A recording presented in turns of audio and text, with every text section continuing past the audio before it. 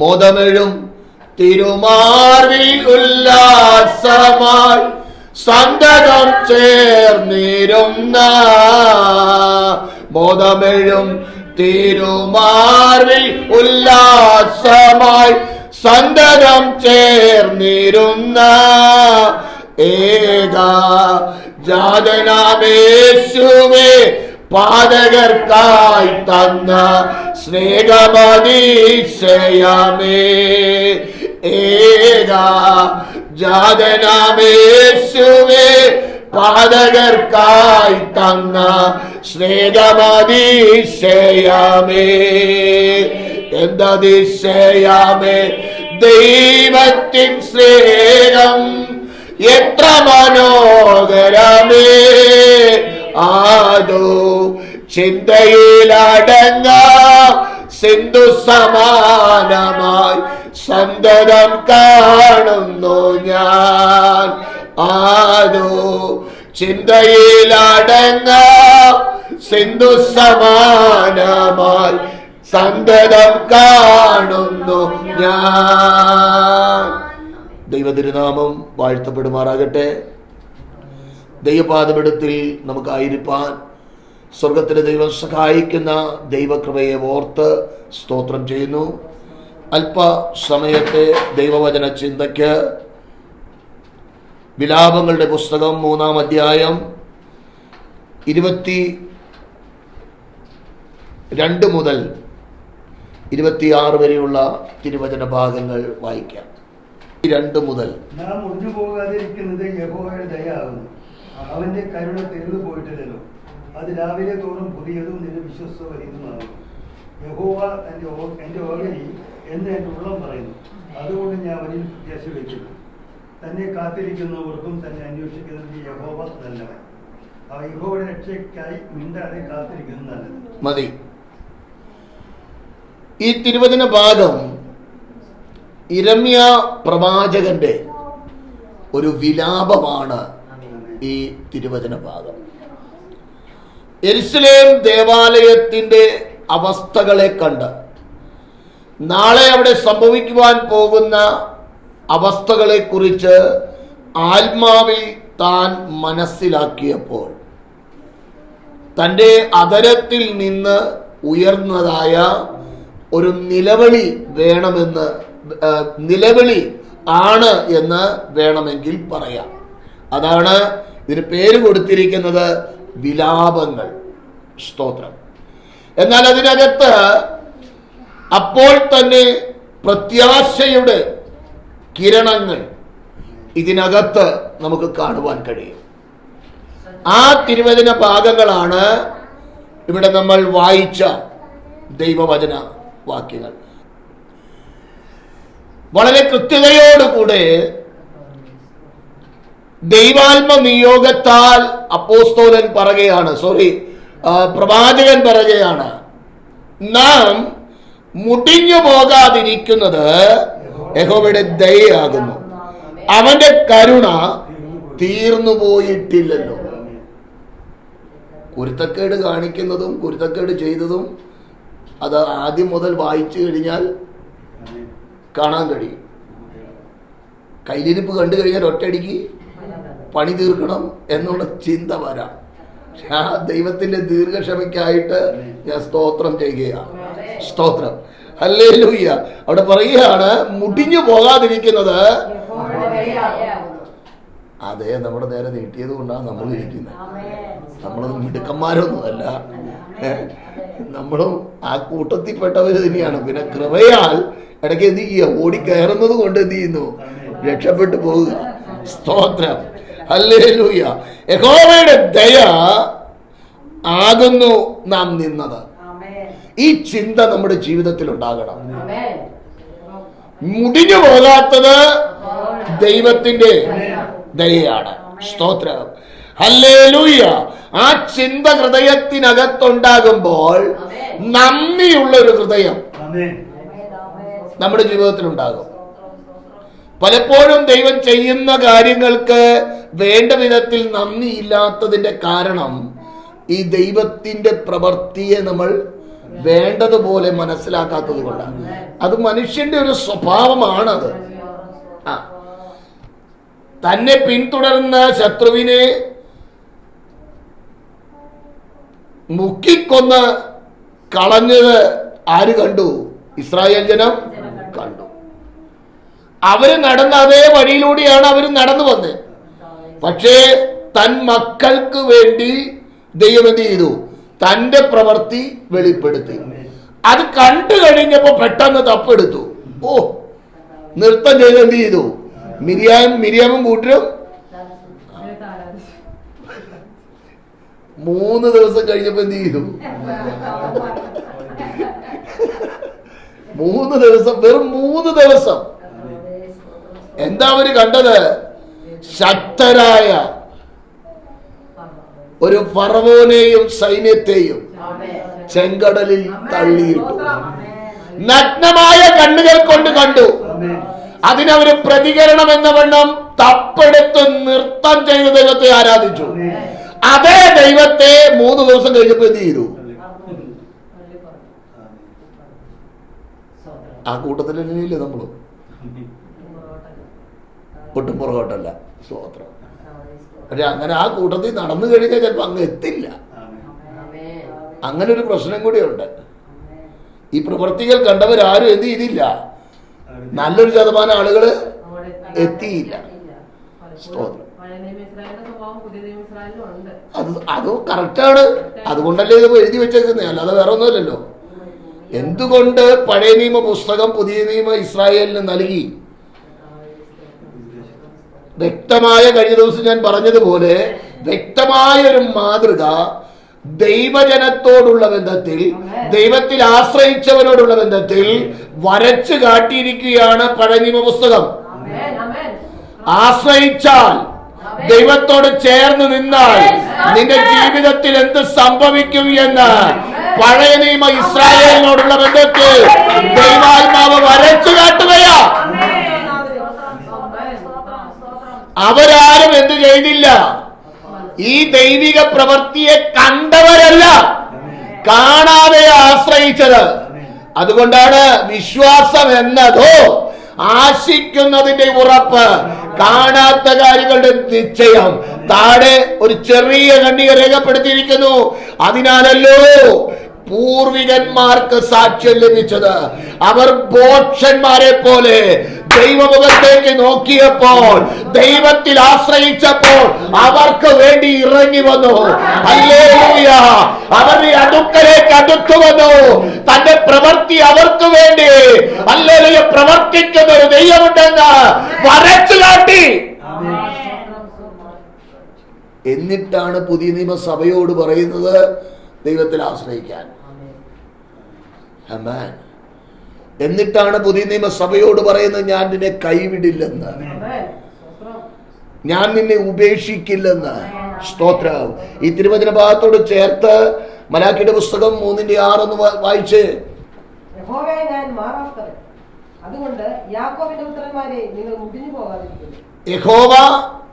യഹോവയായ ഞാൻ ആരാണ്?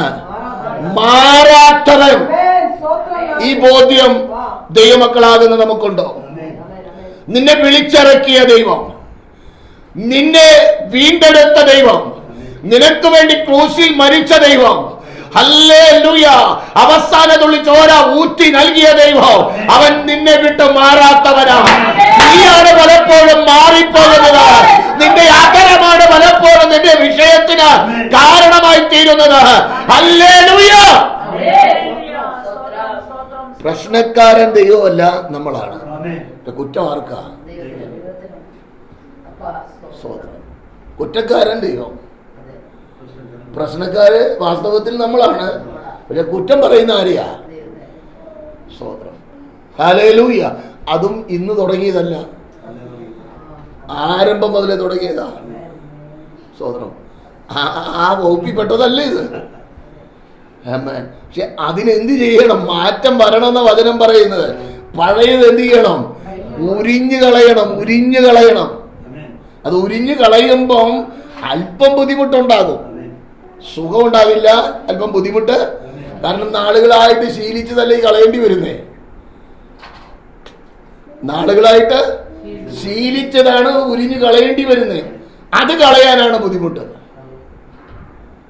സ്തോത്രം. അത് കളഞ്ഞേ പറ്റൂ. അങ്ങ് എത്തണമെങ്കിൽ ഇല്ല, കുഴപ്പമില്ല. അങ്ങ് എത്തണ്ടായെന്ന് മനസ്സിൽ ആഗ്രഹം ഉണ്ടെങ്കിൽ ഉരിഞ്ഞു കളയണ്ട. പിന്നെ ഇവിടെ വരുന്നതുകൊണ്ട് പ്രയോജനമൊന്നുമില്ല, ദൈവവചനം കേൾക്കുന്നതുകൊണ്ടും പ്രയോജനമില്ല. ഒന്നെങ്കിൽ ഞാൻ പറയാറുള്ള വാക്കാണ്, ഒന്നെങ്കിൽ മുടിഞ്ഞ പാപിയാകണം. നിനക്ക് ഇഷ്ടമുള്ള വഴി കൂടെ എന്ത് ചെയ്യണം? നടക്കണം. അവിടെ ചെന്ന് കിടക്കുമ്പോൾ പറയാലോ, അവിടെ ആയിരുന്ന സമയത്ത് ഉള്ള ഇഷ്ടമൊക്കെ ചെയ്ത് വെച്ചങ്ങ് വന്നേ. എവിടെ കിടന്ന് പറയാം? നരകത്തിൽ കിടന്ന്. സ്തോത്രം. സ്വർഗത്തിലേക്ക് പോകുകയാണെങ്കിൽ അവിടെ ചെല്ലുമ്പോൾ തലകുനിയാതെ നിവരെ നിൽക്കുവാൻ, വിശ്വസ്തനെ എന്ന് കേൾക്കുവാൻ, ഹല്ലേലൂയ, കഴിയത്തക്ക ഒരു നിലവാരത്തിൽ നമ്മളാൽ ആവോളം നമ്മൾ പരിശ്രമിക്കണം. അങ്ങനെ ഒരു നിലവാരത്തിലേക്ക് നമ്മൾ മാറ്റപ്പെടണം. ആമേൻ. അവിടെ ആ തിരുവചന ഭാഗം ഒന്നും കൂടെ വായിച്ചേ. മലാക്കി 3:6. അതുകൊണ്ട് യാക്കോബിന്റെ പുത്രന്മാരെ, അർത്ഥാൽ ഇസ്രായേൽ ജനമേ. വളരെ കൃത്യതയോടുകൂടെ ദൈവാത്മാവ് രേഖപ്പെടുത്തി വെച്ചിരിക്കുകയാ. ഞാൻ മാറാതെ നിന്നത് കൊണ്ടാണ് നീ നിന്നത്. ഞാൻ നിന്നെ കൈവിടാഞ്ഞത് കൊണ്ടാണ് നീ നിന്നത്. നിന്റെ മിടുക്കല്ലത്, നിന്റെ യോഗ്യതയല്ല. Praise the lord. ആമേൻ. അതിന് നമ്മൾ ഇസ്രായേലിനെ ഒന്ന് നോക്കിയാൽ മതി. അവരെന്റെ കർത്താവിനെ തള്ളിക്കളഞ്ഞവയാ. ആമേൻ. പക്ഷെ എന്നിട്ടും എന്ത് ചെയ്യുന്നില്ല? മുടിഞ്ഞു പോകുന്നില്ല, മുടിക്കാൻ പറ്റുന്നില്ല. എത്രയോ പേർ നോക്കുന്നു. ആമേൻ. ഇല്ലാതെയാക്കുമെന്ന് ശത്രു വെല്ലുവിളിക്കുമ്പോഴോ തല ഉയർത്തി നിൽക്കുവാൻ തക്കവണ്ണോ ഇസ്രായേൽ ജനത്തിന് വേണ്ടി പ്രവർത്തിക്കുന്ന ഒരു ദൈവമുണ്ടെങ്കിൽ, പുതിയ നിയമ സഭയെ, സഭയാകുന്ന ഇസ്രായേലേ, നീ മുടിഞ്ഞു പോകില്ല. നിന്നെ തകർക്കുവാൻ, നിന്നെ ഇല്ലാതെയാക്കുവാൻ ഒരു ശക്തിക്കോ കഴിയുകയില്ല. ഈ ബോധ്യം ആർക്കുണ്ടാകണം? ഇത് മാർക്കറ്റിൽ പോയി അങ്ങനെ മേടിച്ചു കൊണ്ടുവന്ന് കുറച്ച് തരാൻ പറ്റുമോ? ഏതെങ്കിലും സൂപ്പർ മാർക്കറ്റിൽ കിട്ടുമോ ഇത്? അതാ പ്രശ്നം. കിട്ടുമായിരുന്നെങ്കിൽ മിക്സിയിലിട്ട് അടിച്ച് കലക്കി കുറേശ്ശെ ഓരോ സ്പൂണ് എന്ത് ചെയ്യായിരുന്നു? എല്ലാ ആഴ്ചയും കൊണ്ടുവന്ന് തരായിരുന്നു. കാശ് ചിലവായാലും വേണ്ടില്ല. സ്തോത്രം. ഓരോ സ്പൂൺ എന്ത് ചെയ്യായിരുന്നു?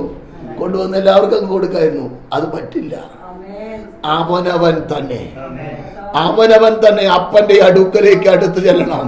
അടുത്ത് ചെല്ലാൻ നീ തയ്യാറായാൽ തള്ളിക്കളയാത്ത, ഹല്ലേലൂയ, നീ മുടിഞ്ഞു പോകാതിരിക്കാൻ, ഹല്ലേലൂയ, നിന്റെ പേരൊരു കരുണയുടെ കരം നീട്ടുക, നിന്നോട് ദയ കാണിക്കുക ഒരു വിശ്വസ്തനായ ദൈവം ഉണ്ട്.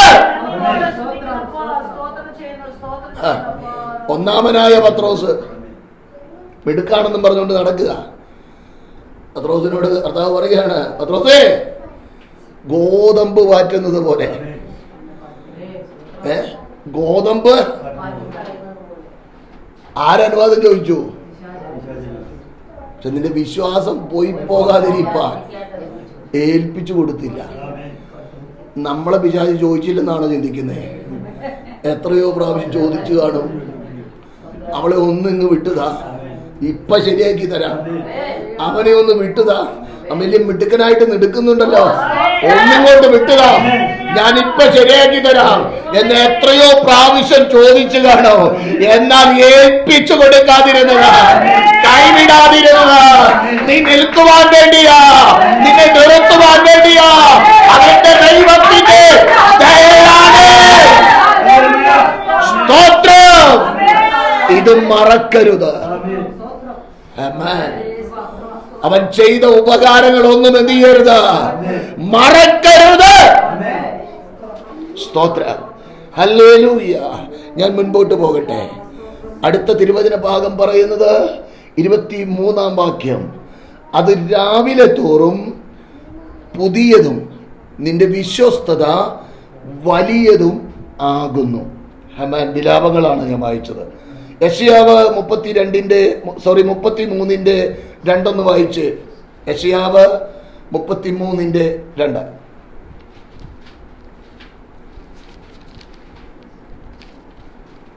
യഹോവേ, ഞങ്ങളോട് കൃപയുണ്ടാകണമേ.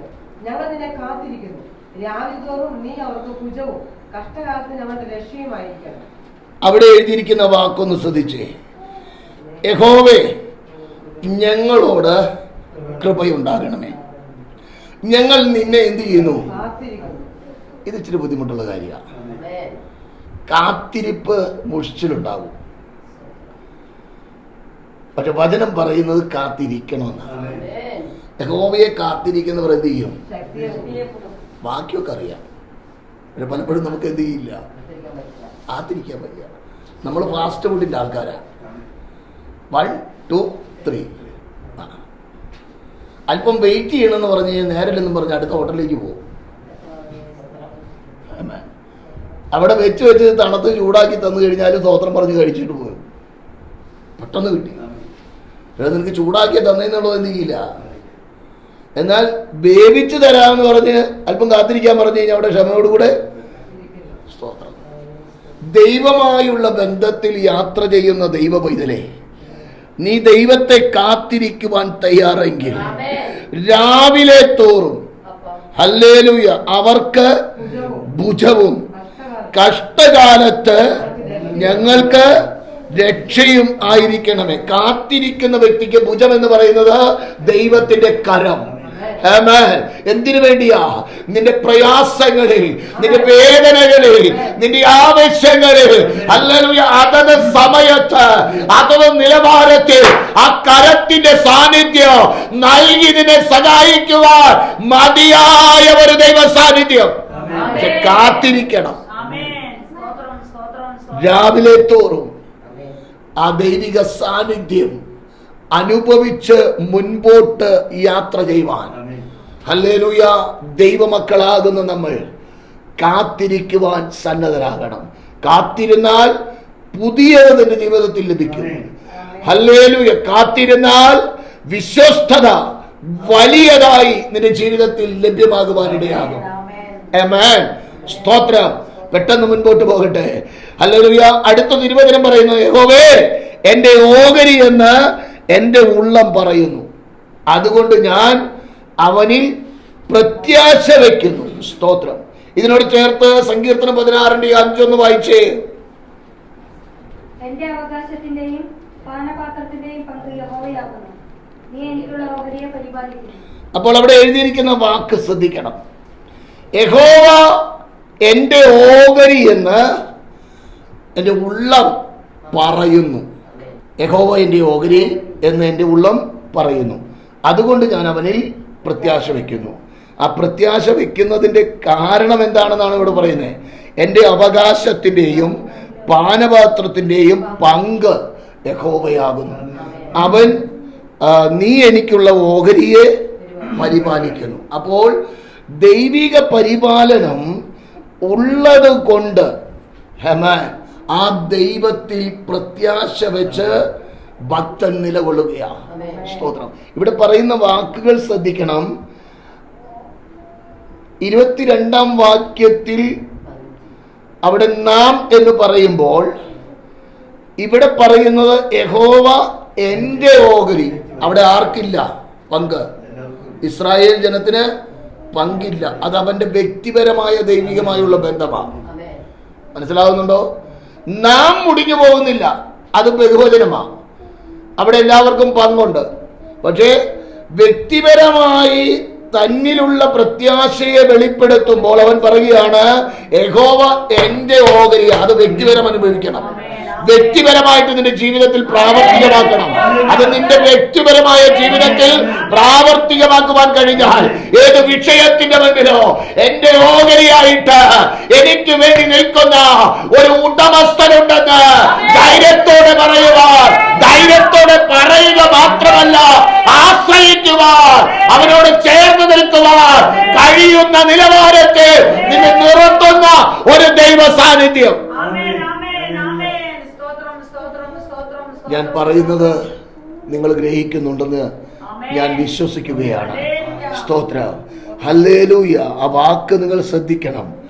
അവൻ എൻ്റെ അവകാശം, എൻ്റെ പാനപാത്രത്തിൻ്റെയും പങ്ക്. അപ്പൊ ദൈവമായിട്ടാണ് അവന്റെ ജീവിതത്തിലെ എല്ലാം. സ്തോത്രം. അവകാശം, പാനപാത്രം, അതിന്റെ പങ്ക് ആരാണ്? ദൈവമാണ്. ആ പങ്കിനെ പരിപാലിക്കുന്ന ഒരു ദൈവ സാന്നിധ്യം. പിന്നെ പിശാച് മറുസൈഡിൽ നിന്നിട്ട് നിന്നെ തീർക്കുമെന്ന് പറഞ്ഞു കഴിഞ്ഞാൽ തീരുവോ? കഴിയില്ലെന്നേ. നീ ആരുടെ കൂടെ നിൽക്കുന്നേ? അവന്റെ ആയുധങ്ങളെ അടിയറ വെപ്പിച്ചവന്റെ കൂടെ നിൽക്കുന്നേ. ആ ബോധ്യമാണ് വേണ്ടത്. പക്ഷെ ആ തന്റെ ഇടം ആർക്കുണ്ടാകണം? വ്യക്തിപരമായി ഓരോ വ്യക്തിയിലും ഉണ്ടാകണം. സ്തോത്രം. ദൈവത്തിന് ഒരു മനുഷ്യന്റെ ജീവിതത്തിൽ ഉണ്ടാകുന്ന വിഷയങ്ങളൊന്നും ഒരു വലിയ വിഷയമല്ല. നമുക്കാണ് വലുത്. നമ്മുടെ വേദന വലുതാണ്, നമ്മുടെ ശാരീരിക പ്രയാസങ്ങൾ വലുതാണ്, നമ്മുടെ അവസ്ഥകൾ നോക്കുമ്പോൾ അതെല്ലാം നമുക്ക് വലുതാണ്. ശരിയാണ്, അത് ഓരോ വ്യക്തിയുടെയും ജീവിതത്തിൽ അത് വലുതാണ്. എന്നാൽ ദൈവം മുൻപാകെ നമ്മൾ ആ വിഷയത്തെ കൊണ്ടുവച്ച ദൈവത്തിന് അതൊന്നും വലിയ കാര്യമല്ല. പക്ഷേ ദൈവം നോക്കുന്ന ഒന്നുണ്ട്, നിന്റെ ഹൃദയത്തിനകത്ത്.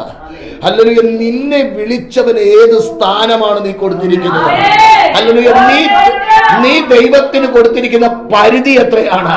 അല്ലെങ്കിൽ ചിലതിന് കഴിയുമെന്നാണോ? അല്ലെങ്കിൽ ചിലത് നടത്തുവാൻ മതിയായവരെന്നാണോ? അല്ല, എല്ലാറ്റിനോ എന്റെ ദൈവം എനിക്ക് ഓഹരിയാണെന്ന്, എന്റെ ദൈവം എനിക്ക് മതിയായവനാണെന്ന് ഒരു ബോധ്യം നിനക്കുണ്ടോ? അങ്ങനെയെങ്കിൽ നിനക്ക് വേണ്ടി വഴി തുറക്കുന്ന, നിനക്ക് വേണ്ടി പ്രവർത്തിക്കുന്ന, നിനക്ക് വേണ്ടി പ്രവൃത്തി വെളിപ്പെടുത്തുന്ന ഒരു ഉടമസ്ഥനുണ്ട്.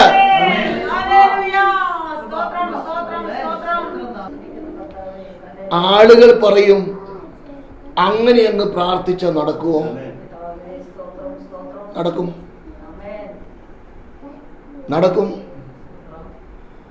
ദൈവം നടത്തിയിട്ടുണ്ട്, ഇന്നും ദൈവം നടത്തുന്നുണ്ട്. ആമേൻ. നാം ചിന്തിക്കുന്നതിലും നനയ്ക്കുന്നതിലും അത്യന്തം പരമായി ആമേൻ ചെയ്തെടുക്കുവാൻ കഴിവുള്ളവരാണ് നിന്നെ വിളിച്ച ദൈവം. ഹല്ലേലൂയ. മാനുഷികമായ ചിന്തകളാണ് മാറ്റേണ്ടത്. നീ ദൈവത്തിന് പരിധി നിശ്ചയിക്കരുത്. ഇത് കഴിയും ദൈവത്തിന്, ഇത് കഴിയില്ല, അത് നീ പറയരുത്. ഹല്ലേലൂയ. ദൈവത്തിന് സകലതും സാധ്യമാണ്. ദൈവത്തെ കൊണ്ട് അസാധ്യമായത് ഒന്നും ഇല്ല. ദൈവത്തിന്റെ കൃപയാൽ ഇതുവരെ ഞാൻ കണ്ണാടി വെച്ചിട്ടില്ല. ദൈവത്തിന്റെ കൃപയാൽ ഹല്ലേലൂയ ഇതുവരെ വെക്കാനിടയായിട്ടില്ല. ഇനി ആയുസുണ്ടെങ്കിൽ വെക്കൂല്ലെന്നാണ് ഞാൻ ചിന്തിച്ചേക്കുന്നത്. ദൈവം കൃപ വരട്ടെ. ദൈവം ഇതിലെ പ്രയാസങ്ങളുണ്ടോ? ചില സമയങ്ങളിൽ പ്രയാസങ്ങളുണ്ട്.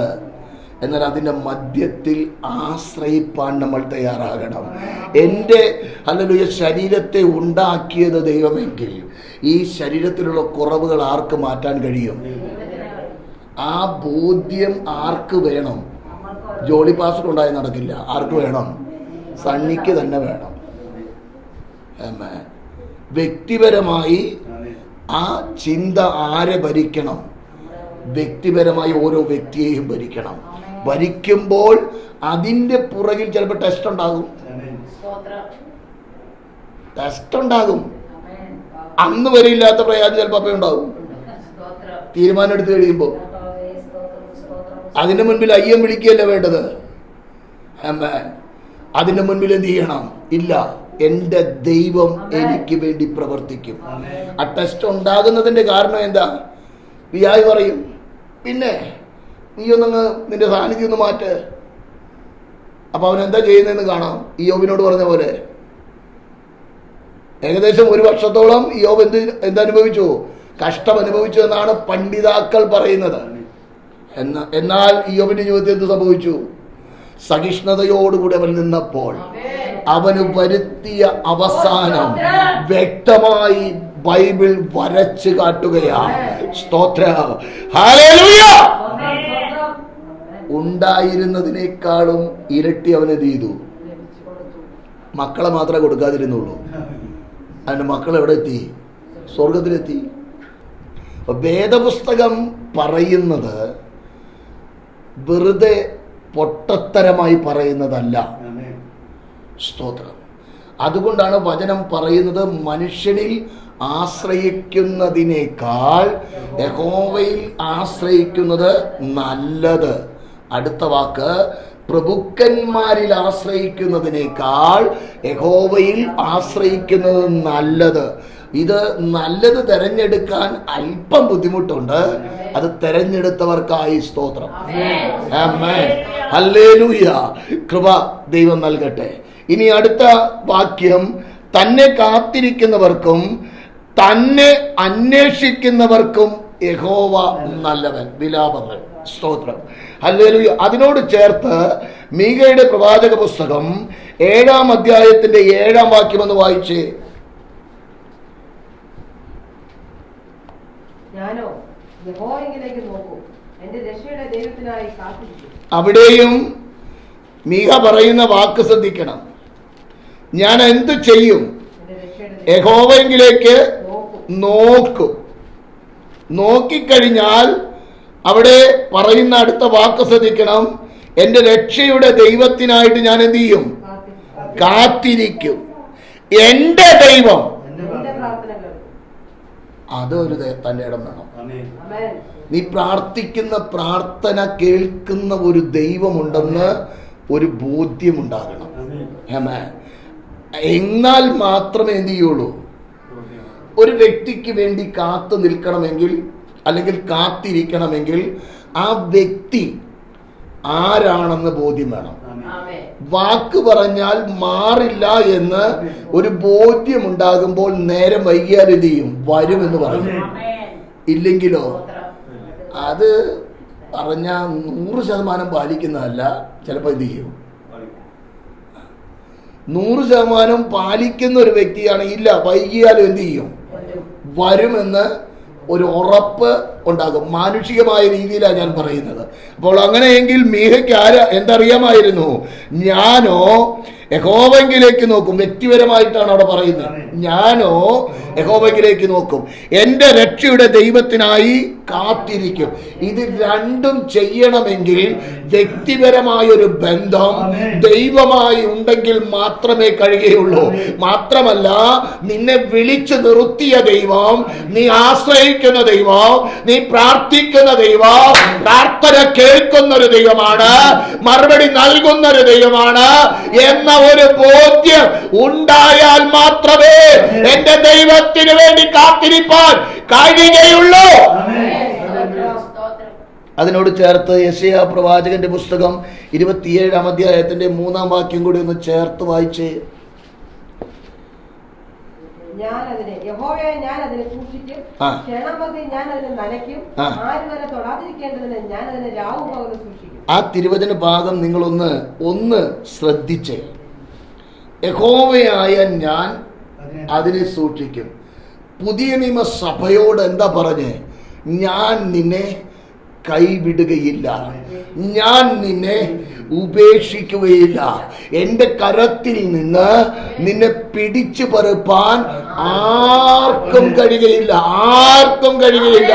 പഴയ നിയമസഭയോട് പറയുകയാണ്, യഹോവയായ ഞാൻ അതിനെ സൂക്ഷിക്കും. ഹല്ലേലൂയ. ഞാനാകുന്നവൻ ഞാനാകുന്നു എന്ന് പറഞ്ഞ ഉടമസ്ഥൻ പറയുകയാണ്, ദൈവമൈതലേ, നിന്നെ സൂക്ഷിപ്പാൻ എന്റെ ദൈവം മതിയായവനാ. ക്ഷണം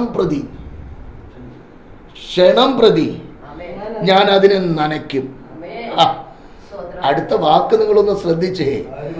ആരും അതിനെ തൊടാതിരിക്കേണ്ടതിന് ഞാൻ അതിനെ രാവും പകലും സൂക്ഷിക്കും. സ്തോത്രം.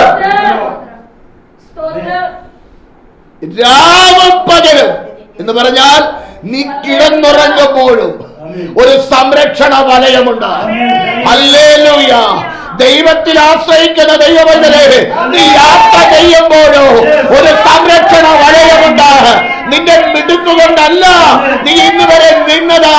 എന്റെ ദൈവത്തിന്റെ കൃപയാണ്, എന്റെ ദൈവത്തിന്റെ ദയയാണ്. ആമേൻ. നന്ദിയുള്ള ഒരു ഹൃദയത്തിന് ഉടമകളായി നമ്മൾ യാത്ര ചെയ്യണം. അടുത്ത വാക്ക് 26-ാം വാക്യം, യഹോവയുടെ രക്ഷയ്ക്കായി മിണ്ടാതെ കാത്തിരിക്കുന്നത് നല്ലത്. എങ്ങനെ? മിണ്ടാതെ. ഇച്ചിരി ബുദ്ധിമുട്ടുള്ള കാര്യമാണ്, ഇച്ചിരി ബുദ്ധിമുട്ടുള്ള കാര്യമാണ്. മിണ്ടാതിരിക്കുക എന്ന് പറഞ്ഞു കഴിഞ്ഞാൽ രണ്ട് കാര്യം പറയാൻ നമ്മൾ അത് പറയുന്നവർ എങ്ങനെയാണെന്നുള്ളതെന്ന് ചിന്തിച്ചാൽ മതി. സ്തോത്രം, ഹല്ലേലൂയ. എന്നാൽ തിരുവചനം അതിനോട് ചേർത്ത് സങ്കീർത്തനം 37:7 പറയുന്നു, യഹോവയുടെ മുൻപാകെ മിണ്ടാതിരുന്ന് അവനായി പ്രത്യാശിക്കുക. കാര്യസാധ്യം പ്രാപിക്കുന്നവനെയും ദുരുപായം പ്രയോഗിക്കുന്നതിനെ കുറിച്ച് നീ എന്ത് ചെയ്യരുത്? മുഷിയരുത്. സ്തോത്രം. അപ്പോൾ എന്തുണ്ടാകണം ഒരു ദൈവവൈതന്റെ ജീവിതത്തിൽ?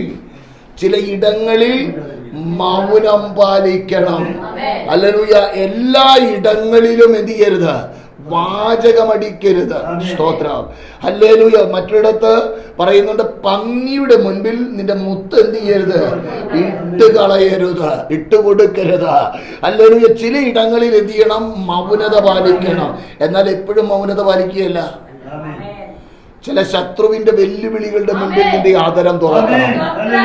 അവിടെ നീ പറയണം, എന്റെ ദൈവം എനിക്ക് വേണ്ടി പ്രവർത്തിക്കും, എന്റെ ദൈവം മതിയായവനാണ്.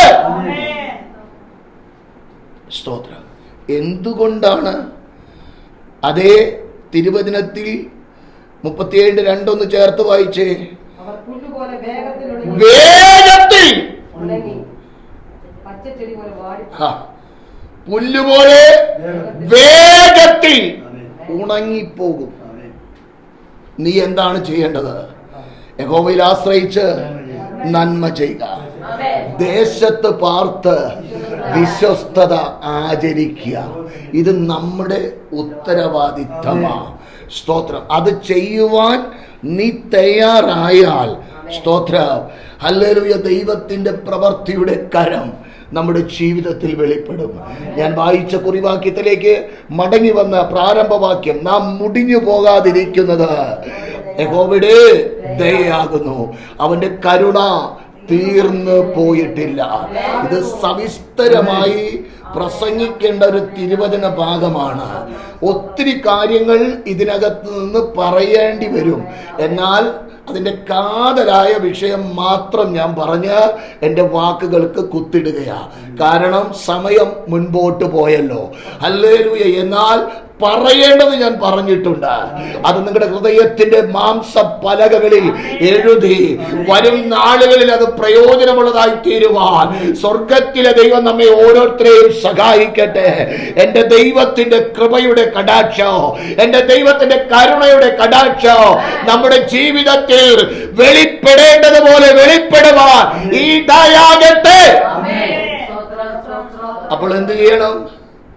മൗനത പാലിക്കേണ്ട ഇടത്ത് മൗനത പാലിക്കണം. ദുഷ്ടൻ എന്റെ മുൻപിൽ ഇരിക്കുമ്പോൾ വായ് കടിഞ്ഞാണിട്ട് കാക്കും. എങ്ങനെ? കടിഞ്ഞാണിട്ട് കാക്കും. ആമേൻ. ബെല്ലും ബ്രേക്കും അവിടെ വേണം. മുന്നിലുള്ളത് ആരാണെന്ന് നോക്കി എന്ത് ചെയ്യണം? പറയണം. ആമേൻ. എല്ലായിടത്തും ഒരുപോലെ വാചാലരാകരുത്. അപ്പോൾ തന്നെ പറയേണ്ട ഇടങ്ങളിൽ പറയേണ്ടതുപോലെ പറയുവാൻ ഒരു തൻ്റെ ഇടം വേണം. സ്തോത്രം. അപ്രകാരം ഒരു അനുഭവത്തിനുടമയെങ്കിൽ നിനക്ക് വേണ്ടി ഇറങ്ങി വരുന്ന, നിനക്ക് വേണ്ടി പ്രവൃത്തി വെളിപ്പെടുത്തുന്ന, നിന്റെ കൂടെയിരിക്കുന്ന ഒരു ഉടമസ്ഥന്റെ സാന്നിധ്യം അനുഭവിച്ചറിയുവാൻ കഴിയും എന്ന് ദൈവാത്മാവിൽ വിളിച്ചു പറയുകയോ. പക്ഷെ വിശ്വസ്തയോടെ ആയിരിക്കണം. വിശ്വസ്തത അനിവാര്യമാണ്. ദൈവങ്ങളിലേക്ക് ഏൽപ്പിച്ചു കൊടുക്കുക. കരുണയുള്ള പിതാവേ, അപ്പന്റെ അടുക്കലേക്ക് അടുത്തു വരികയാ. കർത്താവേ, ഞങ്ങൾ നിന്നതല്ലപ്പാ, അവിടുത്തെ കരുണയാലാണ് ഞങ്ങൾ നിന്നത്, അവിടുത്തെ ദയയാലാണ് ഞങ്ങൾ നിന്നത്, അവിടുത്തെ കൃപയൊന്ന് മാത്രമാണ്. അരുമനാഥായി ബലത്തോടെ ഞങ്ങൾ പോകട്ടെ. അങ്ങയിൽ ആശ്രയിച്ച് മുൻപോട്ടോടുവാൻ കൃപ നൽകും. ദൈവപ്രവർത്തി കർത്താവ് വെളിപ്പെടുത്തും. സമാധാനത്തോടെ ഞങ്ങൾ പിരിയട്ടെ. പിരിയാത്ത സാന്നിധ്യത്തിന്റെ മറവിൽ ഞങ്ങളെ മറയ്ക്കണമേ കർത്താവെ. കേട്ടതായ വചനോ വരും ദിനങ്ങളിൽ അത് ഞങ്ങളുടെ ജീവിതത്തിൽ അനുഗ്രഹമായി മാറട്ടെ, ദൈവപ്രവൃത്തിയായി മാറട്ടെ, ദൈവമഹത്വമായി വെളിപ്പെടട്ടെ. അവർ അങ്ങനെ ചെയ്യുന്ന കൃപയ്ക്കായി സ്തോത്രം. ഈ ബലത്തോടെ ഞങ്ങൾ ഭവനങ്ങളിലേക്ക് മടങ്ങട്ടെ. അവർ നമ്മളെ ചെയ്തെടുക്കുന്ന കൃപയ്ക്കായി സ്തോത്രം. മഹത്വം യേശു കർത്താവിന്, ക്രിസ്തുയേശുവിൻ നാമത്തിൽ തന്നെ. ആമേൻ, ആമേൻ, ആമേൻ.